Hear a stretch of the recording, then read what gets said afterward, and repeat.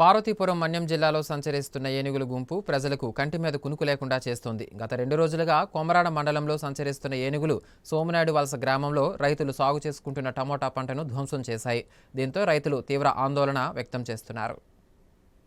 పార్వతీపురం మన్యం జిల్లాలో తిష్టవేసిన ఏనుగులు గుంపు ఎప్పటికప్పుడు పంట నష్టం చేస్తూ ప్రాణ నష్టం కలిగిస్తూ బీభత్సం సృష్టిస్తున్నాయి. తాజాగా ఏనుగులు గుంపు కొమరాడ మండలంలో సంచరిస్తున్న నేపథ్యంలో మండల పరిధిలోని సోమినాయుడు వలసలో టమాటా పంటను పూర్తిగా ధ్వంసం చేశాయి. చేతికి అందివచ్చిన పంటను హఠాత్తుగా ఏనుగులు గుంపు వచ్చి నాశనం చేయడంతో పంటనే నమ్ముకుని జీవనం సాగిస్తున్న రైతులు అప్పుల ఊబిలో పడి అవస్థలు పడాల్సి వస్తుందని ఆవేదన వ్యక్తం చేస్తున్నారు. దాదాపు గత ఎన్నో సంవత్సరాలుగా ఏనుగులు గుంపు ప్రాణ నష్టం, ఆస్తి నష్టం, పంట నష్టం కలిగిస్తున్న రాష్ట్ర ప్రభుత్వాలు, అధికార యంత్రాంగం సరైన చర్యలు తీసుకోవడం లేదని ఆందోళన వ్యక్తం చేస్తున్నారు. కూటమి ప్రభుత్వం ఏనుగుల సంచారం సమస్యకు శాశ్వత పరిష్కారానికి చర్యలు తీసుకోవాలని డిమాండ్ చేస్తున్నారు.